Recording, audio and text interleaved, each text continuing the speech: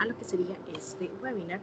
Y acá tenemos al ingeniero a cargo de lo que sería el webinar del día de hoy.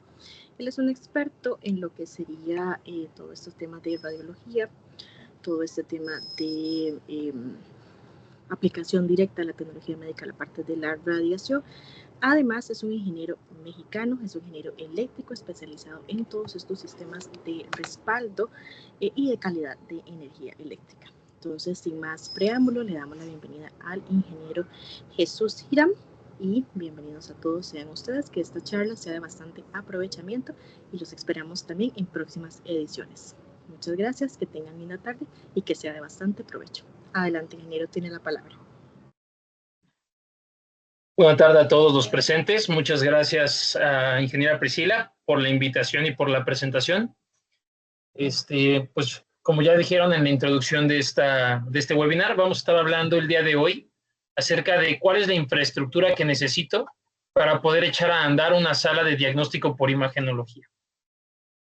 Permítanme, voy a compartir mi pantalla. Igual, si durante la presentación va surgiendo, por favor, alguna duda o comentario, no sé si puedan alzar la mano o escribirla por el chat y vamos a intentar aclararlas. Las que tal vez sean preguntas o comentarios ya para el final, pues lo estaremos tal vez dejando de lado.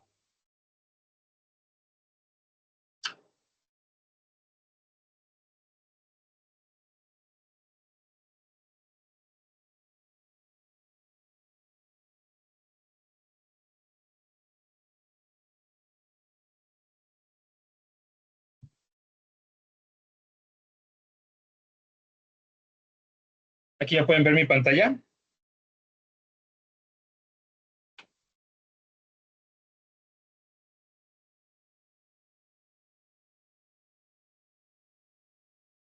Se ve correctamente. Perfecto.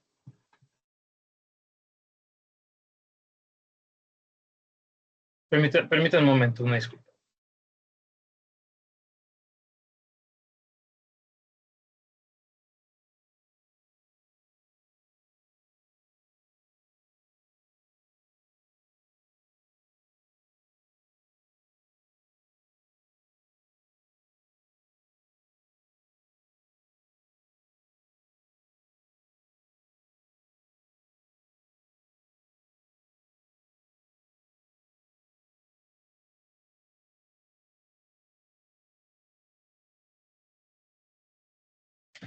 Bueno, listo, damos inicio.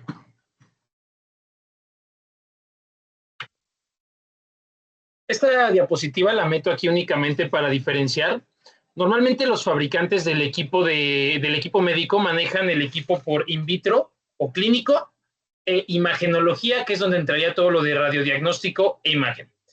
En el clínico, pues como ya sabrán muchos de ustedes ingenieros, pues va a ser todo ese equipo que esté más que nada en laboratorios donde lo que vamos a buscar es detectar enfermedades, infecciones o deficiencias nutricionales, ¿no? A través de algún tipo de muestra o segregación en este caso, de un paciente. Mientras que todo el diagnóstico por imagenología va a ser aquel que se utilice sobre todo para la identificación de algún tipo de cuerpo o ya sea un cuerpo extraño o cómo se está comportando algún tipo de órgano, tejido blando, etcétera, y pues a través de generar una imagen. Principalmente suele ser por medio de radiografías, resonancias magnéticas, imágenes de medicina nuclear donde utilizamos algún tipo de contraste, ¿no? Etcétera. Lo primero sería delimitar, cuando estamos hablando de una sala por diagnóstico de imagen, vamos a requerir algunos espacios. Estos espacios los vamos a llamar en este caso áreas de mi sala. Tenemos por un lado el cuarto o sala de exploración o cuarto de diagnóstico, que va a ser donde está instalado el equipo y donde introduzcamos al paciente para la generación del estudio. Paralelo siempre a esta sala, a veces incluso en algunas salas un poco más pequeñas, como puede ser para un equipo de rayos X o una medicina nuclear de conexión monofásica, tal vez no tengamos el cuarto de control, muchas veces nos encontramos el escritorio con la computadora tal vez adentro de la sala. Sin embargo, bueno, principalmente vamos a tener estos dos espacios y es muy importante, ¿no? Para evitar estar en contacto ya sea con los agentes radiológicos o con los campos electromagnéticos de los sistemas. En el cuarto de control, bueno, además vamos a encontrar, ¿no?, al doctor o técnico radiólogo que va a estar haciendo toda la ejecución del estudio. De este lado tenemos el cuarto eléctrico. Este sería también un espacio primordial para cualquier sistema de carácter médico.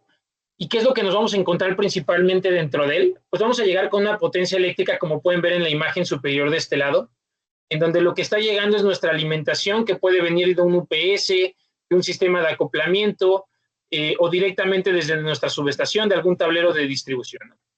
Acá en este caso tenemos este tablero al que vemos que está entrando el cableado de potencia, que va a ser nuestro tablero de control eléctrico. Este tablero lo que hace es ya comenzar a alimentar algunos de los periféricos que van hacia el sistema, principalmente el PDU o gabinetes de conexión del equipo médico, y ya dependiendo del equipo, en algunos casos estaremos alimentando tal vez un chiller, sistemas de voz y datos, etcétera. En este caso vemos aquí que hay un gabinetito también, por ejemplo, adjunto al equipo. Este gabinete se utiliza para algunos sistemas que se alimentan en voltaje monofásico de 127, porque puede ser que tal vez el tablero esté recibiendo 480, 220 y no cuente con transformación, o bien también es muy común que nos lo encontremos como un gabinete de conexión ADC. ¿Por qué? Porque está recibiendo comunicación a través de algunos relevadores de DC, como pueden ser estos que luego encontramos ya internamente dentro de nuestro tablero eléctrico, y están recibiendo la señal de los paros de emergencia, por ejemplo. Por acá abajo tenemos igualmente una parte aquí de lo que sería la toma de captura del interior de un tablero, de control eléctrico. Y de este lado nos encontramos con lo que sería el gabinete del módulo electrónico o de potencia de nuestro equipo UPS. Y opcional, pues vamos a contar con un cuarto azul. ¿Qué es un cuarto azul? Va a ser un espacio en el que se estén haciendo la interpretación de algunos estudios. Tal cual se le llama cuarto azul porque se pone una luz de iluminación precisamente azul para hacer un mejor contraste visual con los estudios de imagen que van a estar aquí monitoreando los doctores.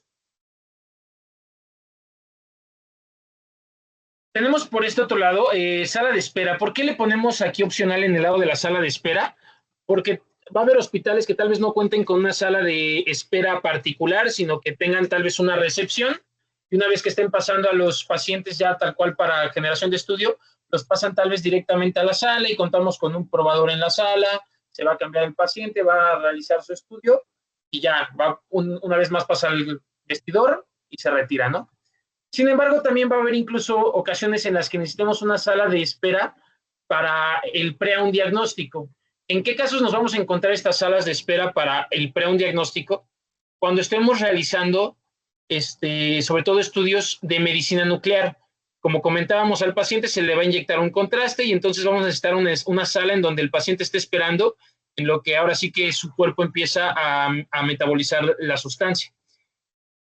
Para esta sala de espera también vamos a necesitar algunos periféricos como los que se requerirían tal vez en la sala de diagnóstico, que vamos a ver un poco más adelante en la parte ya de ingenierías y sistemas paralelos.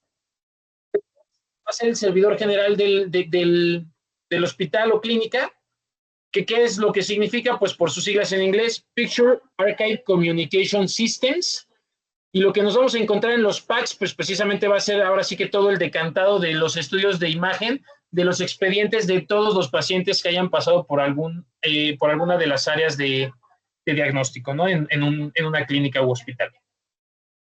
Le ponemos opcional porque hay hospitales que tal vez no cuentan con un servidor PACS, cuentan con servidores tal vez por piso, y ya lo que hacen pues puede ser que lo suben a la nube, entonces propiamente ya no tienen la necesidad de contar con un servidor de estos en su sitio, ¿no?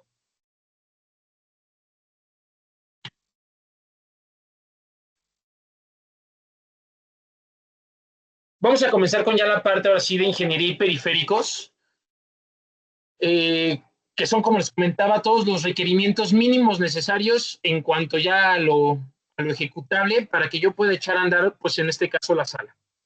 Empezamos por el tema de la potencia eléctrica. Aquí vamos a separar. Muchas veces pensamos que lo eléctrico incluye, ahora sí que vaya la redundancia, cualquier necesidad eléctrica para mi sala, y no. se divide principalmente en dos. Uno es la potencia y otro es alumbrados y contactos, de los cuales también ya hablaremos un poco más adelante. La potencia eléctrica hace alusión, ahora sí, que al suministro eléctrico únicamente para el funcionamiento del equipo médico y lo que serían sus sistemas de funcionamiento periférico.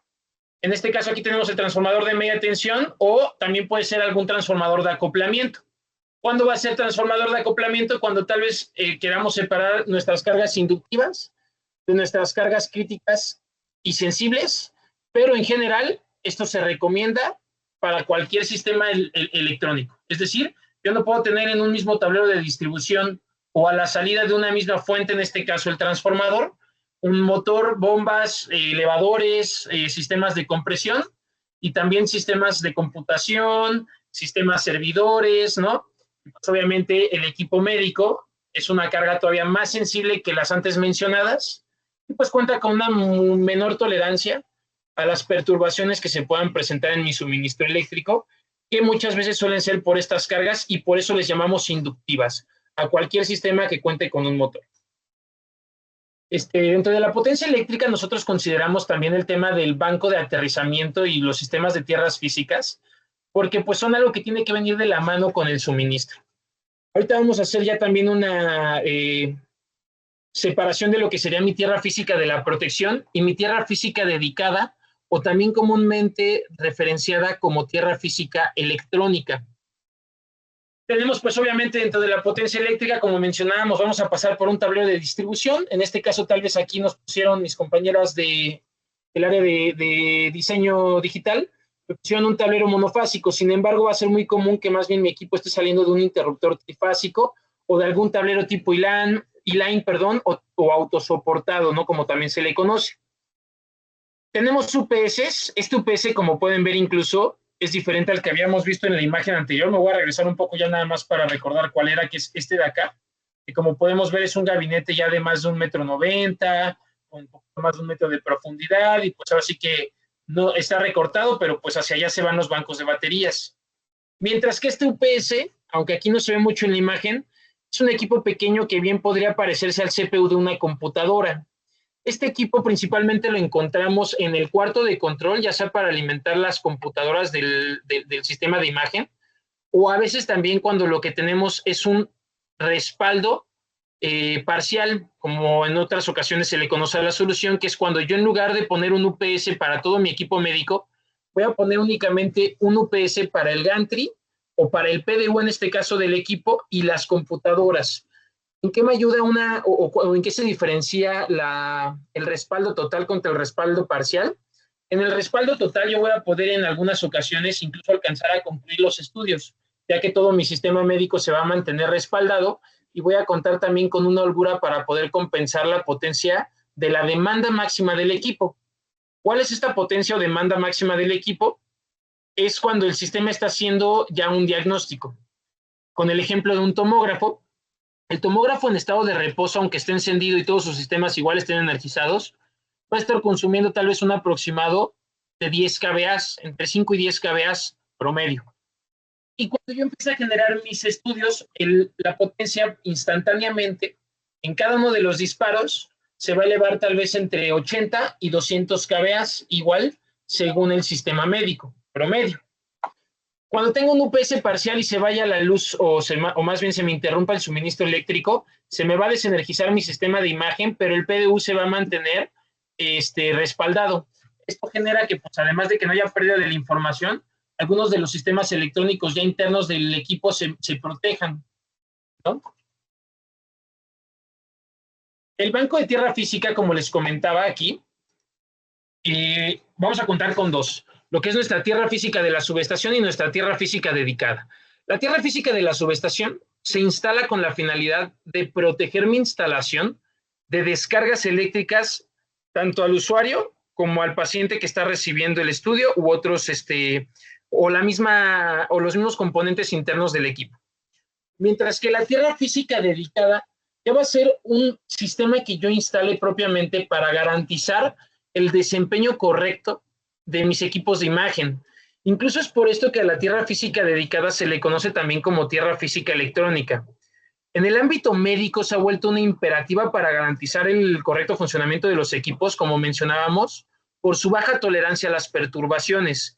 Sin embargo, ¿por qué se recomienda para todos los sistemas electrónicos y por ello se le conozca de esa manera? Porque la tierra física dedicada va a buscar o me va a servir como un filtro, va a buscar limpiar de ciertas impurezas a mi suministro eléctrico al estar yo alimentando mi carga conmutada de una fuente de corriente alterna, situación que me va a generar precisamente perturbaciones, principalmente transitorios y distorsión de armónicos en mi suministro eléctrico. Entonces aquí, bueno, ¿cuáles son algunas de las recomendaciones que nosotros hacemos en la parte de la potencia eléctrica? Estas recomendaciones que voy a ir haciendo durante cada una de las diapositivas de ingenierías y periféricos, se puede decir que son un poco, o más bien se fundamentan en la experiencia de algunos proyectos previamente ya realizados. Vamos a nosotros a hacer, o vamos a siempre recomendar la instalación de sistemas de alimentación ininterrumpida y filtros que, como comentaba, me quiten todas las perturbaciones que yo pueda estarle entregando a mi equipo médico. Esto sí o sí, ¿por qué lo recomendamos? Porque una instalación eléctrica va a sufrir alteraciones en el transcurso del tiempo. Yo puede que empiece a trabajar en su momento, ¿no? Al inicio de mis proyectos, con una calidad de la energía eléctrica libre de perturbaciones.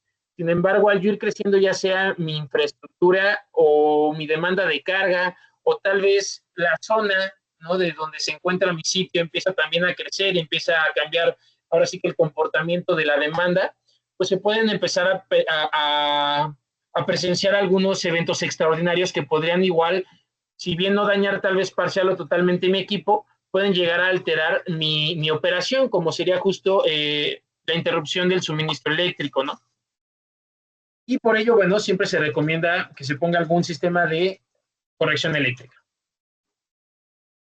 Pasamos ahora al tema de iluminación y tomas de corriente, que es lo que les comentaba. Siempre nosotros en un proyecto eléctrico, en una guía mecánica, tenemos que hacer la diferenciación de estas dos partes, porque aparte de que lo que conllevan es muy distinto en cuanto a la instalación, diferentes canalizaciones, diferentes cableados, de distintos puntos de distribución igualmente dentro de una instalación, pues de repente se puede confundir si no se diferencia, ¿no? Tal vez llegamos a un proyecto y nos comentan, yo quiero que me hagas todo el tema de la potencia eléctrica. Entonces yo voy a dejar de lado todo el tema de alumbrado y de tomas de corriente. Y puede que en el cuarto de control necesitaban tal vez una toma bifásica de 220 por el tipo de UPS que van a instalar. Y entonces viene ya la entrega de la obra o del proyecto y pues ahí podemos entrar en ciertas discrepancias por no haber considerado eso desde un inicio, ¿no? ¿Qué es lo que nos vamos a encontrar aquí? Pues van a ser todo el tema de alumbrado, paneles tal vez retroiluminados, que más que estos tener una función de iluminación propiamente, buscan ambientar el espacio, ¿no? Para hacerlo un poco más dinámico y darle pues, cierta experiencia al paciente, sobre todo, ¿no? De relajación, no sienta tal vez claustrofobia. Contamos también en esta parte con nuestra luz indicadora, que como les comentaba, esta se va a alimentar igual a 127. Esta va a ser también cuando aplique, tal vez en una sala de resonancia magnética, o más bien en una sala de resonancia magnética, pues no contaremos con una luz indicadora, ¿no? Y por este lado, pues lo que podemos ver aquí son justo las canalizaciones que van a ir a nuestras tomas de contacto, como pueden ver aquí, pues va a llevar a la toma de contacto, generalmente su fase, su neutro y su tierra de protección. Esta puede cambiar en algunos casos cuando les llamamos contactos de grado médico. Suelen ser contactos aislados, donde tanto la chalupa es plástica y el cable de tierra física tal vez viene, además de que viene forrado, el origen es desde una tierra física precisamente aislado dedicada y no desde la tierra física general de la subestación o de alguna derivación de la misma, ¿no? ¿Y cuáles van a ser aquí las recomendaciones? Aquí una recomendación es siempre contar con tomas de corriente extras a las que estamos considerando en nuestro proyecto ejecutivo. ¿Por qué? Pues porque es muy común que, por ejemplo, vamos a imaginarnos el cuarto de control, de repente los doctores o el personal operativo, no técnicos radiólogos, pueden llegar a querer conectar algunos otros equipos que vayan con ellos, hablamos de computadoras, teléfonos, etcétera. Aquí podríamos con ello evitar precisamente que alguien se ponga creativo y quiera desconectar una clavija, ¿no? Dentro de la sala de exploración y el cuarto eléctrico, sobre todo porque es importante contar con tomas extras, van a ser indispensables para los mantenimientos futuros que yo pueda estar realizando en mi sala. la herramienta que va a llevar el personal operativo va a necesitar un suministro eléctrico monofásico, y pues hay ocasiones en las que, sobre todo en los cuartos eléctricos, tal vez no contamos con ninguna toma de corriente, o las que existen ya están usadas para algunos monitores o algo ahí adentro, y entonces tenemos que con extensiones traer la alimentación de alguna otra sala, ¿no? Voz y datos. Ya hablamos anteriormente de algunos sistemas que se involucran en en nuestra etapa de voz y datos, como puede ser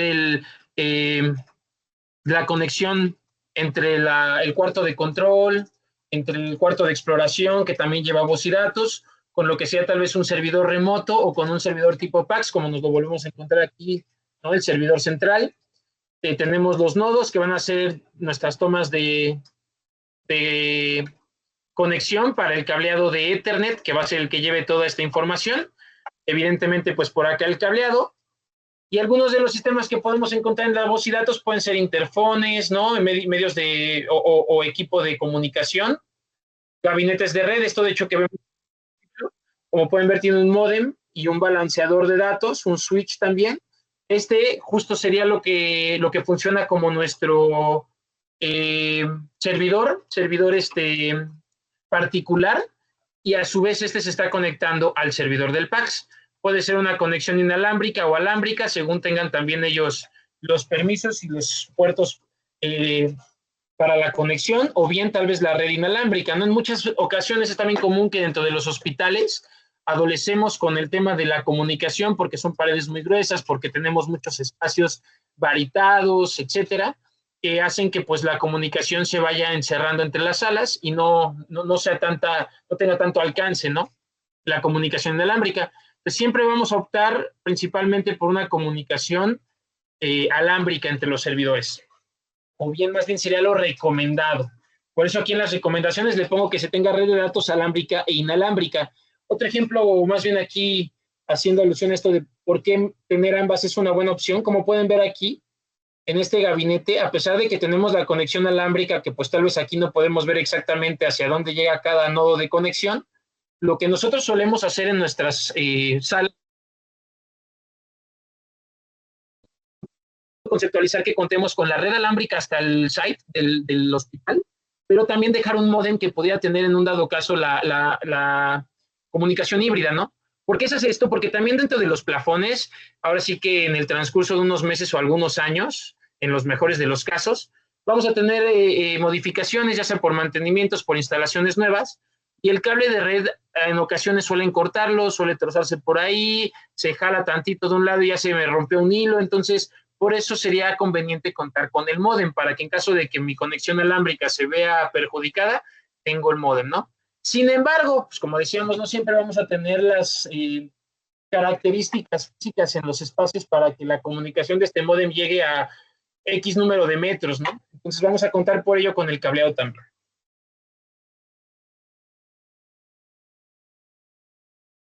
Otro de los sistemas vitales o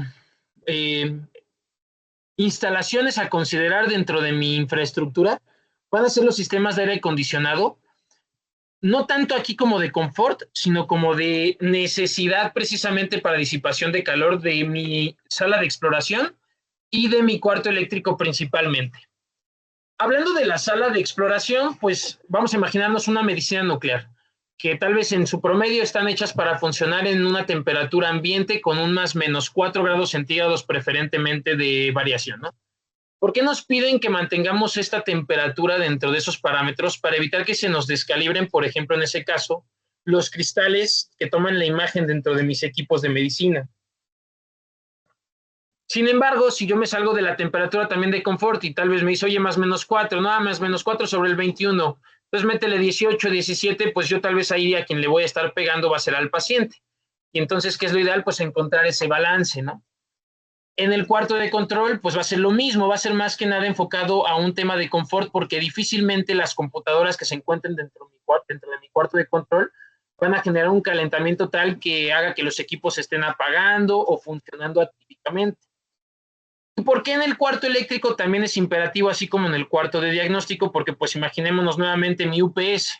Si yo excedo cierto nivel de temperatura, perjudico tanto la vida o el ciclo útil de mis baterías, ¿Cómo hago que mi equipo pueda empezar a alarmarse, ponerse en bypass, ¿no? Y entonces estar presentando un comportamiento que haga que mi carga tal vez esté alimentada, pero no esté ni respaldada ni regulada, que significa que pues el suministro que le va a estar llegando va a tener variaciones, va a tener intermitencias, ¿no? No va a estar corregido correctamente. Ahora, aquí, por ejemplo, pues contamos con nuestro condensador o compresora de este lado. En este caso, como pueden ver, el que pusieron por acá es un inverter, por eso tenemos lo que parecerían ser dos ventiladores. Es decir, este equipo me va a permitir modificar la temperatura de inyección para generar calor o generar un ambiente con un poco más cálido o bajar la temperatura en el cuarto. Estos que vemos, por ejemplo, atrás de estos equipos, nosotros los ponemos como interruptores de mantenimiento. El equipo del aire acondicionado va a ser uno de los sistemas de la ingeniería que requieran un mantenimiento recurrente con mayor frecuencia que muchos otros sistemas dentro de mi infraestructura, sobre todo en este caso las compresoras, ¿no? Acá pues tenemos los difusores, que muchas veces es lo que ya se suele ver dentro de mi sala. ¿Por qué? Porque quedan encajillados en los plafones, ¿no? Más o menos de este lado tendríamos la evaporadora recibe el líquido refrigerante desde nuestra compresora y por medio de estos tubos flexibles llega a estos difusores o estas cajas metálicas, ¿no? Que no son de aluminio más que nada, y muchas veces ya dentro de la sala quedan adentro de algunos cajillos tipo rejilla, aquí en este caso de 60 por 60, modular, etcétera. De este lado, por ejemplo, tendríamos el que sería un inverter. Igual contamos con una compresora. Esta compresora es de un solo ventiladorcito, en este caso, porque no es, inverter, ¿no? Discúlpeme, inverter. Contamos con el sistema de aire tipo mini split. Y en este caso pues que nos ponen aquí no es inverter, por eso únicamente parecía tener un ventilador, o es decir, solamente me va a dejar inyectar aire para que el ambiente se enfríe, ¿no? Y pues nuestro termostato. El termostato va a ser el que esté sensando la temperatura del equipo y también va a ser el que yo modifique para tener un set point o temperatura de configuración deseado. En este caso, como pueden ver, ahí lo dejamos en 21 grados, tomando como referencia la temperatura de confort. Y bueno, normalmente este se pone abajo o se recomienda, esto es muy importante, se recomienda que se coloque abajo del punto de extracción, no tanto del de inyección. ¿Por qué?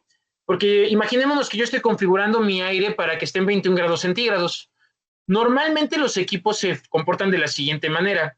Cuando el termostato sensa una temperatura de más o menos 2 grados, es cuando empieza a hacer que trabaje ya sea la inyección o la extracción. Ejemplo, si yo lo configuro a 21 grados centígrados, el equipo va a empezar a inyectar aire por el lado de la inyección a tal vez hasta menos 3 grados centígrados. Y pues por la extracción se va a estar yendo el aire a la temperatura en la que se encuentre el ambiente dentro de la sala.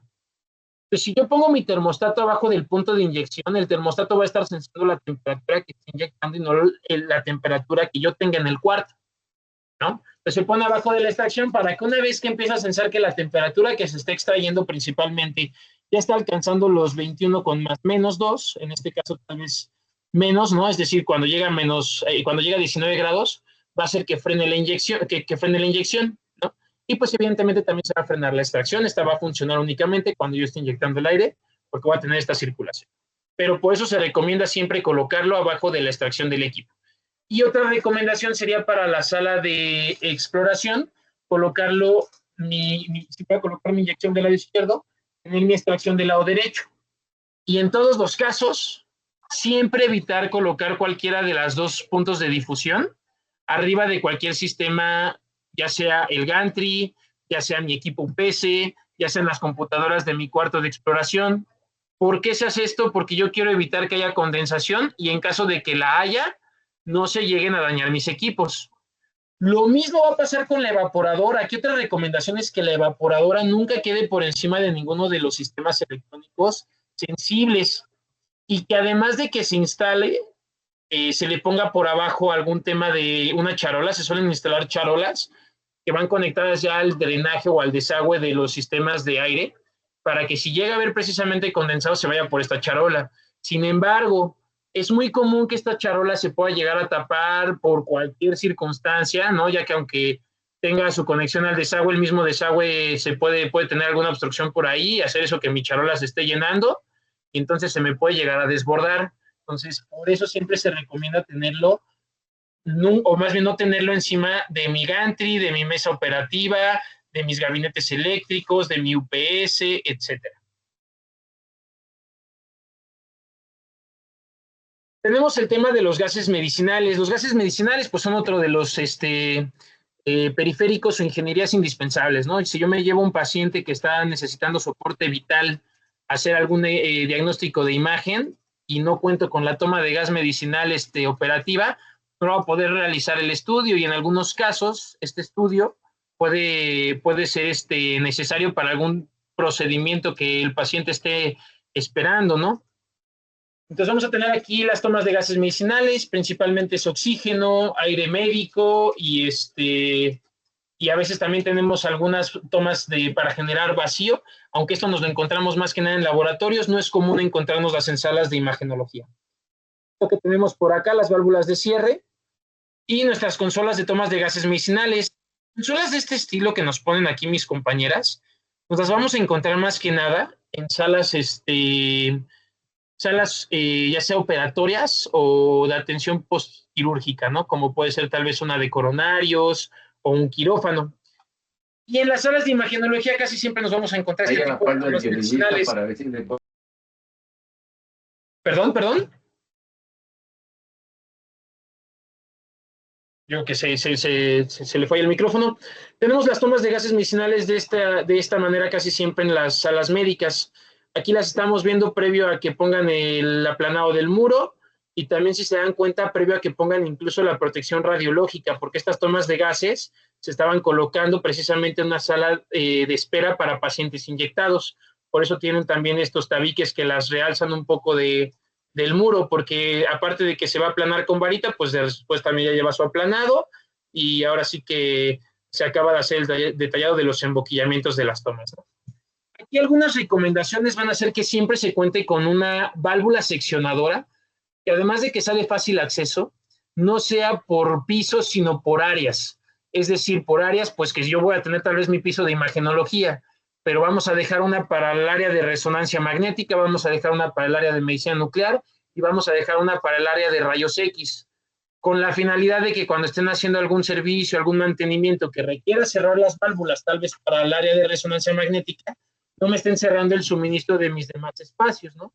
O bien también puede que dentro del mismo piso, si solo tenemos una válvula seccionadora, tal vez el área de imagenología la esté compartiendo con otra vez los quirófanos y no es lo ideal, ¿no? Entonces, esa sería tal vez aquí una recomendación, y pues le ponemos ahí que es preferentemente a una distancia, ahora sí que radial, no mayor a 5 metros, ¿no? Del punto de la toma de gas en este caso.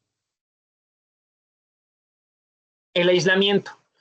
Todas nuestras salas de imagenología, o la mayoría de ellas, van a requerir de algún tipo de aislamiento, ya sea por protección radiológica o protección contra la interferencia electromagnética, como va a ser principalmente el caso de salas de resonancia, ¿no? Aquí, como les comentaba, tenemos dos tipos de aislamiento, por ejemplo, para salas de diagnóstico radiológico. Esto que ven aquí es el aplanado ya con varita, es cemento varitado. Y no sé si se alcanzan a percibir una diferencia contra lo que podemos ver tal vez en los colores de otros materiales.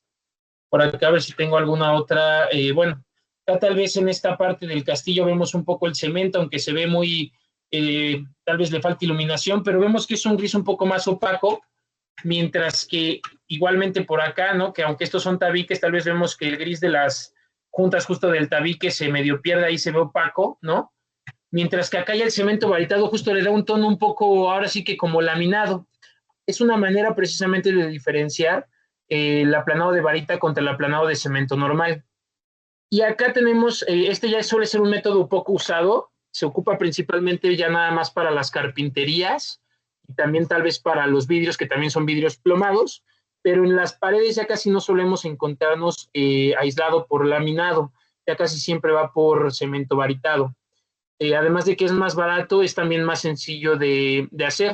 En este caso, las placas de plomo pues se tendrán que estar trasladando, montando, pegando, etcétera. Además, se tiene que cumplir con cierto grosor, mientras que el cemento varitado se puede bien preparar dentro de la sala y únicamente ahora sí que estar ahí aplanando el muro, y básicamente te lo hace un albañil, ¿no? Siempre y cuando, ¿qué necesitamos aquí para el aplanado o el aislamiento de plomo, ¿no? Más bien la protección radiológica, Esto va a salir de la memoria analítica o de la memoria de cálculo, que va a realizar un físico con base en el funcionamiento de qué tanto contraste requiere un paciente para el estudio que yo le voy a estar realizando dentro de una sala, según el equipo médico que también se va a usar. Se va a llegar, va a colocar ahí un cuerpo, ¿no?, que va a estar generando una emisión y va a tomar las medidas de cada lado de la sala para ver qué tanto se está fugando o si el varitado cumple con o qué tanto grosor yo necesito según el medio de aislamiento que voy a usar. Y la jaula de Faraday, que se va a usar para las salas de resonancia magnética, en este caso, qué es lo que conlleva o qué es lo que se requiere.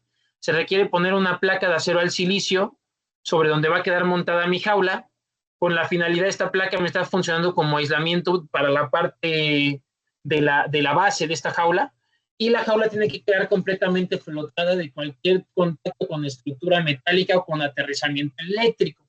¿Para qué? Para garantizar que no va a haber inducción electromagnética de otros sistemas hacia mi sala y de mi sala hacia afuera.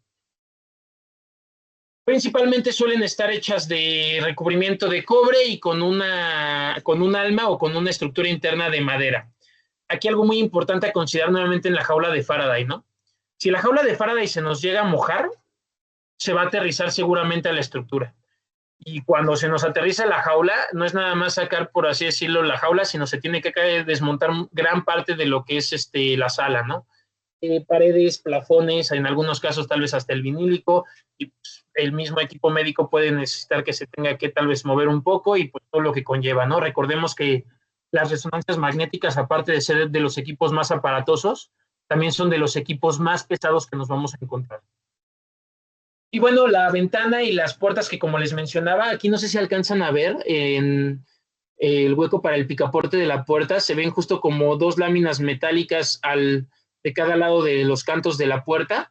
Son precisamente las láminas de plomo que van a llevar para garantizar igual ahí la protección radiológica. Pues como les decía aquí, ¿cuál es la recomendación? Hay que apegarnos a la memoria analítica o a la guía mecánica de mi equipo. Si es una resonancia, la guía mecánica me va a mencionar el teslaje y de ahí yo puedo calcular también el nivel de aislamiento que voy a requerir. Y bueno, finalmente como anexo, me gustaría más bien meter aquí una última viñeta que es la documentación. ¿A qué hacemos o a qué nos referimos con la documentación? Va a ser toda la información que yo necesito para tanto la planeación como el desarrollo de esta infraestructura para garantizar el funcionamiento del equipo de imagenología a instalar. Las recomendaciones son contar con esta información desde la etapa de levantamiento de nuestro proyecto, ¿no? Muchas veces queremos empezar a diseñar ciertos proyectos sin saber todavía qué equipo voy a adquirir y tal vez le comento al desarrollador de la obra que me va a hacer el levantamiento que todavía no adquiero el equipo, pero que es un equipo tipo y que con ciertas características, y esto bien nos puede servir como una referencia, pero conforme vaya tal vez avanzando el proyecto y se empiecen ya a definir ciertas partes o ciertas características del mismo, pueden llegar a sufrir alteraciones. Entonces, una vez que yo ya sé exactamente qué equipo voy a adquirir, el fabricante o proveedor me tiene que estar entregando algo que le llaman guía mecánica. En la guía mecánica, que son estos que vamos a encontrar acá, por ejemplo, aquí lo menciono, en la guía mecánica vamos a encontrar la disposición física de los espacios de mi equipo, de las áreas de la sala que ya mencionamos, es decir, cómo va a quedar el gantry, cómo va a quedar la mesa, cómo va a quedar el gabinete de control eléctrico, cómo va a quedar el PDU, cómo van a quedar mis computadoras en el cuarto de control. ¿Con base en qué? Con base en las dimensiones físicas de los equipos y con base en la dimensión física igual del espacio que yo esté designando. También voy a encontrar ahí mi cuadro de requerimientos eléctricos, tanto como para la potencia como para los servicios. Los servicios son todo esto de alumbrado y tomas de corriente que mencionábamos. Igualmente voy a encontrar ahí también la necesidad de los requerimientos de disipación de calor, igualmente con el funcionamiento tanto de mi equipo, ¿no? Es decir, cuántos BTUs genera el equipo, como con el espacio que yo tenga ahí se va a poder calcular de cuántas toneladas necesito yo el paquete de inyección. Hay algunas valores de referencia que podemos tomar, es decir, entre 1 y 1.5 toneladas para el cuarto de control, entre 3 y 5 toneladas para el cuarto de exploración y entre 3 y 6 toneladas para el cuarto eléctrico. Sin embargo, como les comento, pues si el cuarto es tal vez más grande, aunque yo tenga solamente, aunque el equipo no cambie, yo necesito un equipo que me permita una mayor disipación de calor por el área a abarcar, ¿no? Entonces puede que necesite un paquete más grande. El proyecto ejecutivo. El proyecto ejecutivo van a ser tanto de la guía mecánica como ahora sí del levantamiento que yo voy a hacer. ¿Qué lleva mi proyecto ejecutivo? Ahora sí ya lleva toda la propuesta de diseño y ejecución con función en el documento previamente mencionado de la guía mecánica. Entonces ya con base en esos dos ahora sí puedo saltar a lo que sería mi catálogo de conceptos. La memoria analítica igual sí corresponde. ¿Por qué? Porque como mencionábamos, en algunos casos no vamos a necesitar memoria analítica. El reporte estructural, perdonen, ahí se nos fue una E en la ortografía. El reporte estructural va a haber también casos en los que tal vez yo no necesite realizar un estudio con DRO. El DRO va a ser mi director de obra que me genere a este reporte. ¿Por qué? Porque tal vez es una planta baja y porque yo ya sé que antes tenía un equipo de 5 toneladas y el que voy a meter es de 3. Pues evidentemente si el de 5 no tenía problema, pues el de 3 difícilmente. Y más que nada, pues estoy igualmente en una planta baja. Pero si tal vez yo tenía ahí un equipo de tomografía y lo voy a sustituir nuevamente por una resonancia magnética o por una medicina nuclear que tiene un gantry un poco más grande, ¿no? Y que tal vez suba 1 tonelada o 2 toneladas y no me queda claro si mi estructura lo va a sostener o bien estoy ya en un primer piso y tengo tal vez ahí algunas vigas de carga, pero lo mismo, no tengo la certeza de que esa sea suficiente para sostener el peso de mi equipo, pues voy a necesitar hacer este reporte. Permisos ante entidades gubernamentales, igualmente cuando corresponda. Muchas veces, cuando solamente es una situación de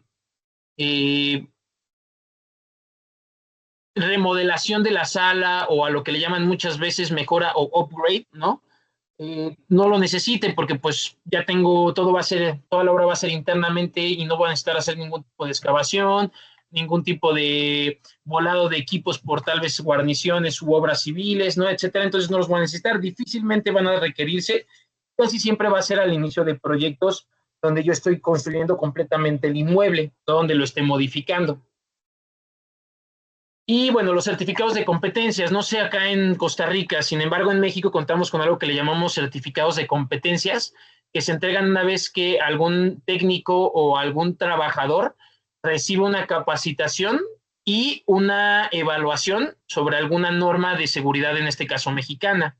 Entonces, para que sea una idea, principalmente nosotros acá necesitamos los certificados de competencia en NOM 001, que es la de trabajos de seguridad en instalaciones eléctricas, la NOM 009 para trabajos en alturas, la 019, la 022 de estática eléctrica, la 029 y 032, por ejemplo, que igual ahora sí que son trabajos en alturas, en áreas confinadas, corte y soldadura, etcétera, ¿no?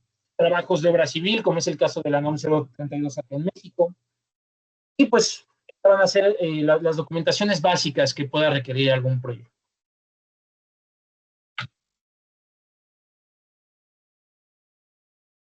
Aquí no sé si alguien tenga tal vez ya alguna duda o comentario.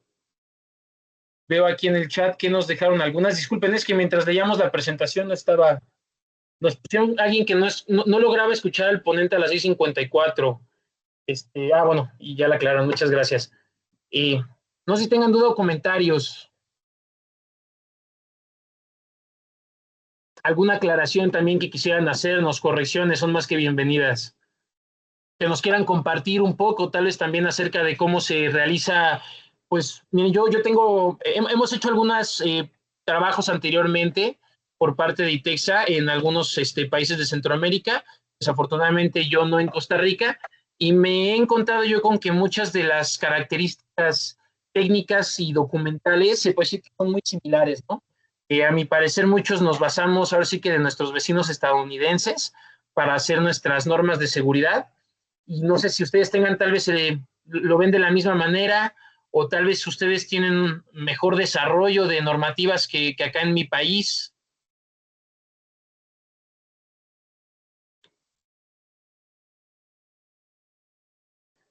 Pues ahora sí que muchas gracias, yo quedo a sus órdenes. Me gustaría nada más, voy a volverles a compartir una vez más nuestra ventana, en caso de que quieran ver igual aquí. Sí, perdón, ¿alguien iba a decir algo?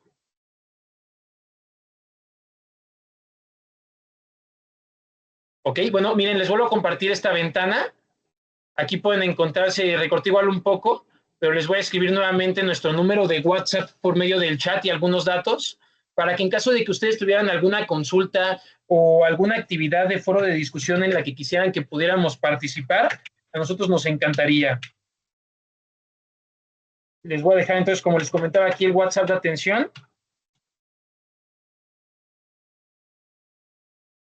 Les voy a dejar también nuestra página web, en donde igual tenemos un apartado de blog, en donde, como les comentaba, la idea es generar cierta discusión entre, pues así que muchas gracias, nos presentaron al inicio como un experto, considero que todavía tenemos mucho por aprender, pero sí les puedo decir que nos especializamos en el tema de cargas críticas y sensibles para el sector hospitalario. Igualmente les voy a dejar por acá nuestro correo electrónico para que pues estemos en contacto y pues el día que nos anden visitando por acá, por México, no duden en escribirnos para que los llevemos a conocer los buenos tacos de Tres Pasos.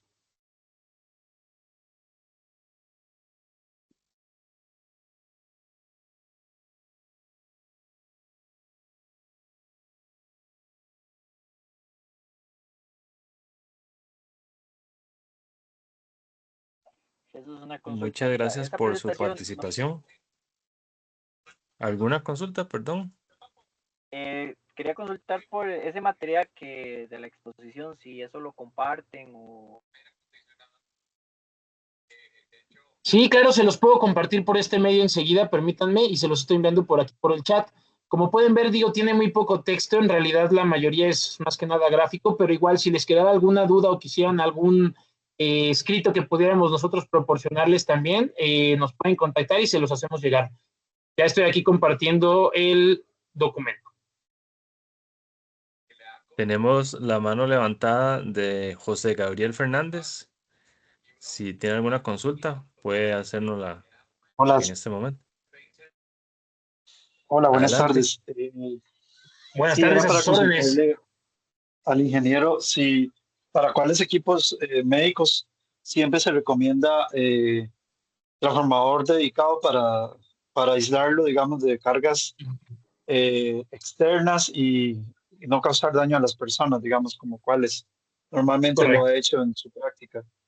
Perfecto. Mire, aquí digo, y no tanto por corrección, pero nada más por hacer la aclaración, ingeniero. Cuando usemos un transformador de aislamiento, no es tanto para aislar la carga del personal operativo o personal que pueda estar en contacto con el equipo.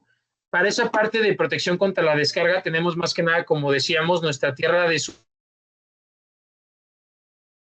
más bien también así se le conoce. O en el caso, por ejemplo, de quirófanos, salas postoperatorias, tenemos nuestros tableros de aislamiento o UPS de grado médico que hoy en día ya existen y cuentan precisamente con un transformador interno para aislar la carga y evitar que se haga arco hacia el paciente o hacia el personal operativo. Sin embargo, ¿cuándo se recomienda como tal usar un transformador de aislamiento para lo que sería un equipo de imagenología propiamente? Es más que nada por las siguientes dos razones. Una, la principal y muy importante es porque yo necesito acoplar mi voltaje. ¿Cuándo puedo necesitar acoplar el voltaje?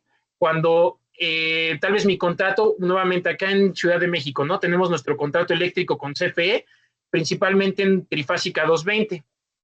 Y los equipos médicos son principalmente en trifásica 480. A veces es 380, a veces es 440, a veces es 460. Incluso es común también que algunos hospitales sacan su contrato en 480 y entonces con eso lo que ellos pueden hacer para alimentar directamente es a solo a sus equipos médicos, porque reciben 480. Y para alimentar todo lo demás, que es a lo que le conocemos como ya carga general del sitio, aires acondicionados, computadoras, etcétera, pues vamos a sacar ahora sí tal vez un transformador de aislamiento solo para esas cargas, ¿no? Entonces, ¿cuándo se va a necesitar? Pues va a depender ahí justo de cómo está ahí mi proyecto para el acoplamiento de la carga. Y la segunda y también muy importante, incluso acá en México es normativa, no solamente es por correcta ingeniería, es cuando yo esté compartiendo la fuente con cargas, como les decía, inductivas, ingeniero. Si yo tengo bombas, si yo tengo elevadores, si yo tengo compresores, cualquier sistema de aire acondicionado, de hecho, puertas tal vez de esclus, tipo esclusas, ¿no? Que cierran en algunas calderas, etcétera. Todo esto es recomendable separarlo de la alimentación general, porque me va a estar precisamente induciendo a mis demás cargas. Esos van a ser los dos casos cuando se recomiende meter un transformador de aislamiento para el equipo médico. No sé si contesté correctamente su pregunta, ingeniero.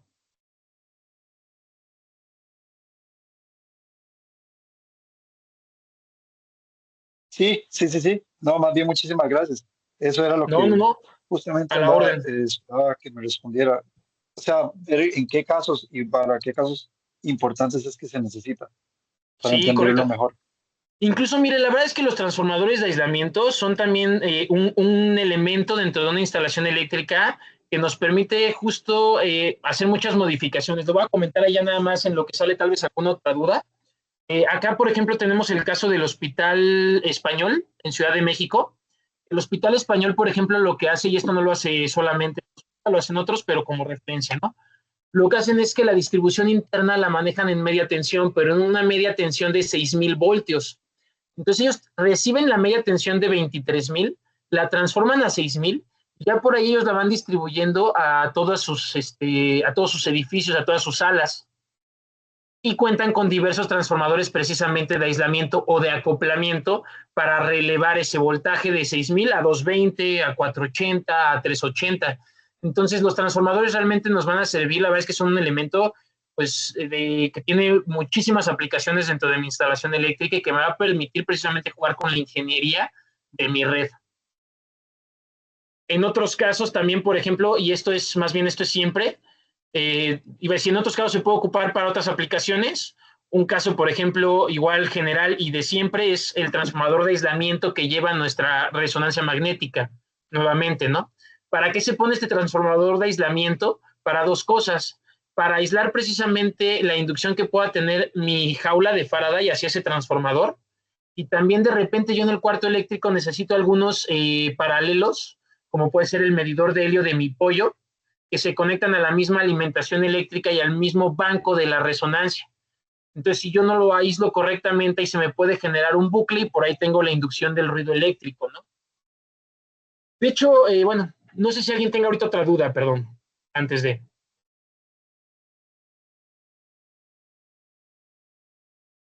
Bueno, de hecho, ahí lo que nada más quería comentar al final, que tal vez nos faltó explicar o andar un poco más. Sí, perdón.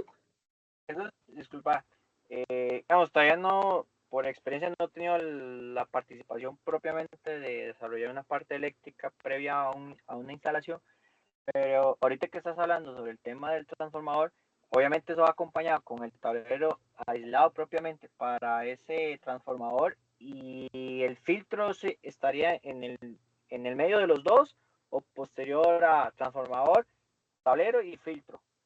Correcto, mire, en este caso, ingeniero, los tableros siempre van posterior al suministro eléctrico.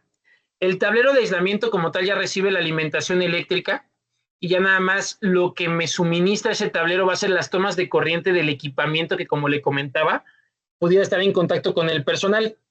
Tal vez una máquina de signos vitales, tal vez una máquina de anestesia, equipo tal vez de repente de cirugía, como estos de repente ya para hacer incisiones, ¿no? En lugar de hacer por costura, como estos láseres ya también se manejan para cuando se quiere cerrar una cicatriz, que va conectado a la toma de corriente eléctrica y pues entra en contacto ahora sí que completamente directo con el paciente. Equipamiento de la laparoscopía, que de repente también ya tiene cierta asistencia electrónica, equipamiento, ¿no? Es cuando suelo yo meter ese aislamiento. Entonces, ¿dónde va esa protección? Casi siempre después del transformador. El transformador va a tener que estar correctamente instalado.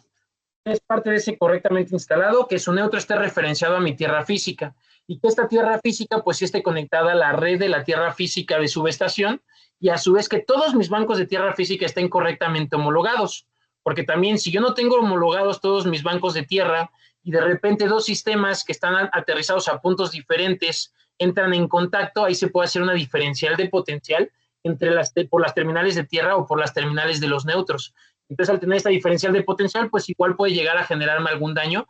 Y esto, de hecho, es muy común encontrarlo también hacia el equipo de imagenología. El equipo de imagenología tal vez no lleva un tablero de aislamiento, pero lleva o necesita que se instale un banco de tierra física dedicada o aislado a donde se aterriza este equipo, ¿no? Y a su vez, porque esta es una discrepancia que tenemos mucho acá en México, y yo me imagino que tal vez también ustedes en Costa Rica, ¿no? Decimos banco de tierra física aislado y nos especifica la guía mecánica cómo tiene que estar construido, pero algo que luego por la terminología tal vez dejamos de lado es homologar este banco, ¿no? Es decir, conectar los bancos de la dedicada, o más bien, perdón, conectar la delta de la dedicada con mis bancos generales, ¿no? El banco siempre tiene que estar homologado en el origen. ¿Para qué? es para que ya no tenga justo esta diferencia de potencial y queda ahí sí equipotenciado, pero también para que yo tenga mi orden de descarga del equipo hacia el banco dedicado y del banco dedicado hacia allá el banco general de protección.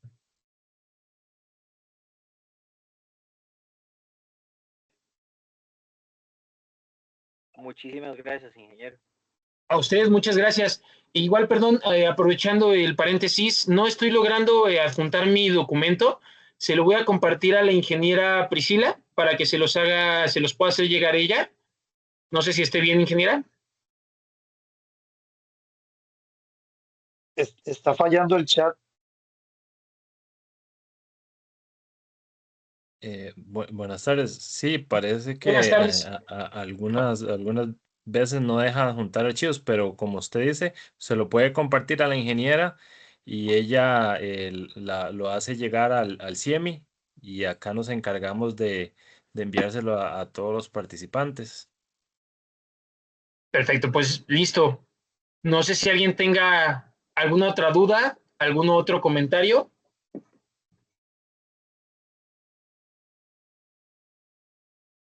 Quedamos a sus órdenes nuevamente. Muchísimas gracias por la invitación. Muchas gracias al CIEMI por el espacio. Ingeniera Priscila, ingeniera Lucía, gracias por la atención, gracias por la consideración. Pues encantados de volver a colaborar con ustedes. Muchas gracias, ingeniero, por la capacitación. De verdad es muy enriquecedora. Y aquí estamos para una próxima. No dude en contactarnos. Igualmente, ingeniera, a la orden de todos. Muchas gracias y buenas Buen día. noches. Buenas noches. Buenas noches de parte del CIEMI. Muchas gracias por su participación. Buenas noches, muy amables. Esperamos la próxima sesión. Muy buenas noches. Buenas noches, muchas gracias Muchas a gracias. todos. Muchas gracias, buenas noches.